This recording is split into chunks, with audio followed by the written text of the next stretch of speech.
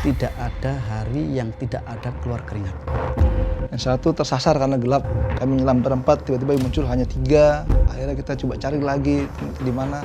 Karena tuntutan tugas penyelam adalah bekerja di bawah tekanan dan di dalam tekanan.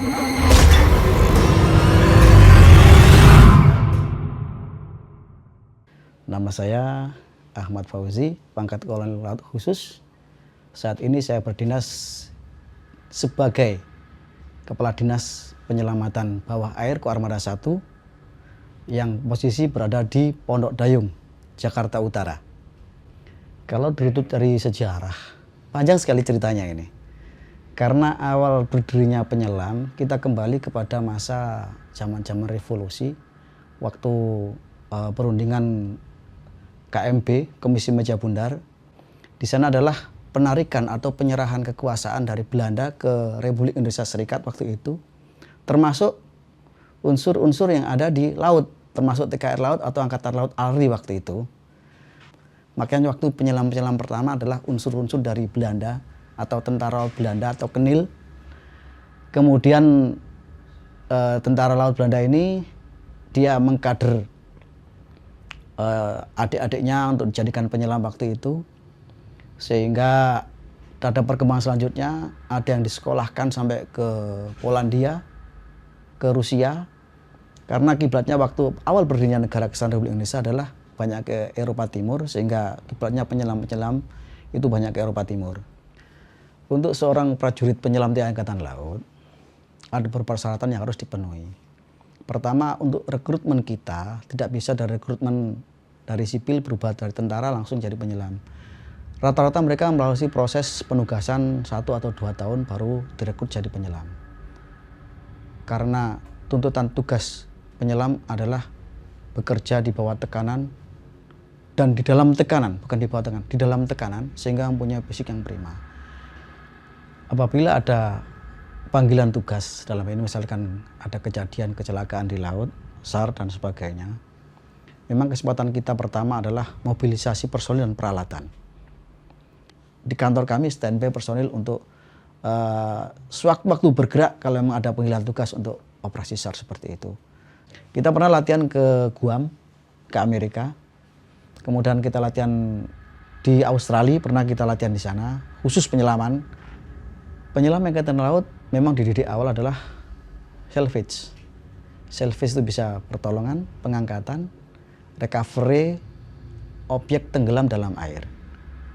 Beberapa misi yang pernah kami ikuti, kebanyakan operasinya di bidang SAR dan salvage. Jadi waktu kami awal bergabung di Dislambayar sini, kami langsung mengikuti misi penyelamatan KRI Teluk Peleng.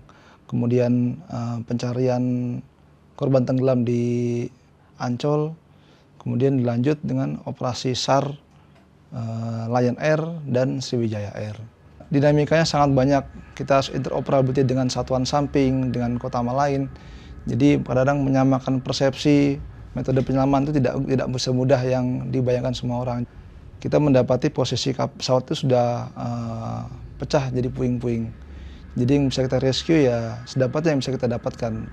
Kondisi waktu itu juga alamnya kurang mendukung, arus permukaan cukup kencang, kemudian medannya juga cukup sulit karena visibility kadang-kadang cuma 0, kadang-kadang 1 meter, kadang-kadang cuma setengah meter.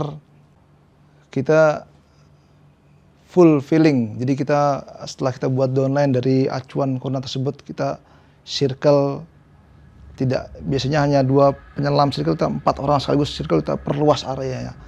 Kedalaman tidak terlalu signifikan, dia kedalaman hanya sekitar 28 meter. Nah, tapi permasalahannya adalah kondisi black box itu tumpuk oleh puing-puing.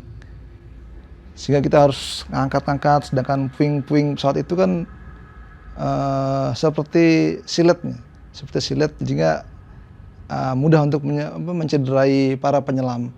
Jadi waktu kami angkat tuh setelah naik ke permukaan tuh terbukti dari wetsuit kita banyak yang sudah sobek-sobek, karena yang paling berat dari penyelam adalah pada saat kita tugas kita berhadapan dengan alam.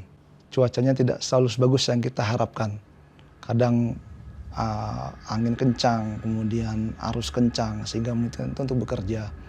Penyelam itu memang sudah disiapkan sejak dia pendidikan. Jadi dia memang sudah disiapkan untuk menghadapi medan yang seperti itu. Dibutuhkan psikologi yang tenang dan tidak mudah panik. Kemudian pada saat kita penyelaman, kita diajari untuk berhadapan sama medan yang gelap. Jadi kita harus pakai insting kita, pakai daya raba kita, menyelam di kondisi yang gelap dan sebagainya, itu untuk melatih naluri kita agar kita peka terhadap permasalahan tersebut di kondisi gelap. Jadi misalnya kita tidak bisa melihat, paling nggak kita bisa meraba. Oh, ini barang yang dicari, oh ini permasalahan yang mau dihadapi. Kalau buat kami pengalaman tugas yang paling berat dan berkesan adalah pada saat operasi SAR Lion Air. Karena medannya cukup sulit. Kemudian pada waktu kami beroperasi itu alam tidak sebagus hari sebelumnya. Jadi waktu awal-awal jatuh tuh kondisinya bisa bagus gitu. Jadi cuacanya mendukung, visibility-nya terang. Tapi begitu kami pas lanjut operasi itu sudah tidak bagus. Jadi ombaknya lebih tinggi, arusnya kencang. Kemudian kami juga hadapi beberapa momen kami kehilangan mitra kami. Jadi saking gelapnya dan saking arusnya, jadi kami nyelam berempat, tiba-tiba muncul hanya 3. Akhirnya kita coba cari lagi di mana. Yang satu tersasar karena gelap. Jadi pada saat turun berempat itu kita sudah bagi plot, nanti yang 2 ke arah kanan, yang 2 ke arah kiri, itu sudah kita bagi. Begitu selesai penyelaman harusnya balik ke downline, tiba-tiba yang satu mungkin miss, masih survei kemana ya. Akhirnya kita turun cari lagi, tapi untungnya posisinya sudah kembali ke arah downline. Jadi masih safety. Sangat dramatis sih waktu Lion Air. Tapi alhamdulillah di hari ke-6 kita bisa menemukan black box tersebut. Jadi pada saat hari ke-5 kita sudah pasrah, kita hanya bisa berdoa. Hari ke-6 kita coba semaksimal mungkin, alhamdulillah bisa selesai di hari ke-6. Tidak ada satuan yang hebat, semuanya karena yang terlatih. Kami mengharapkan ke depan latihan bisa terlaksana dengan baik.